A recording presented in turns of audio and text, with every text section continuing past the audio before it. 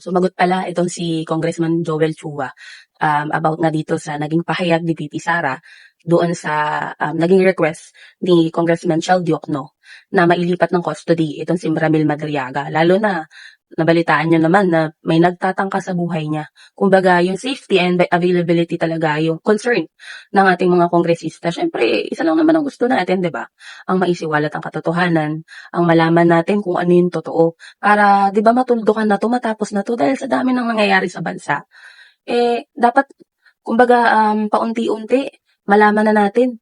Kasi yun lang naman yung gusto ng mga Pilipino, malaman ng katotohanan. Advantage pa nga 'to kay VP Sara dahil ito may due process na magaganap. Unlike dun sa mga naging biktima ng pamilya nila, ng tatay niya, hindi na nagkaroon ng pagkakataon para litisin or malinis man lang ang kanilang pangalan. So ito nga sabi po ni Congressman Joel Chua, sumagot siya, ang sabi niya, takot pala talaga siya sa mga nalalaman ni Madriaga. So, yun din talaga sa palagay ko dahil iba talaga yung tono ng pananalita ni VP Sara nung nalaman niyang may nag-request nga na mailipat to si Madriaga. Sabi pa niya, the tone and substance of the Vice President's statement suggests fear rather than truth, which is true.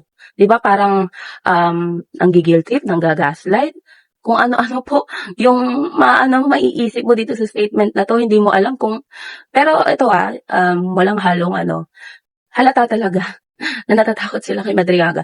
Taliwas to sa sinabi nila na sinungaling, hindi nagsasabi ng totoo, hindi mapagkakatiwalaan dito sa ginagawa nilang aksyon ngayon.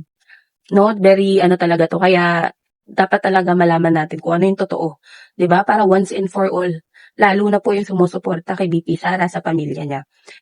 Maging bukas sa isip nila siguro naman. Pag may mga ebidensya ng lumitaw, hindi na kayo magiging 80-80 diyan, 'di ba? Siguro naman uunahin nyo ang kapakanan ng bansa kaysa naman sa kapakanan ng politiko na alam naman natin na wala talagang pakialam sa Pilipino at sa Pilipinas. Dahil sarili lang talaga nila yung iniisip nila.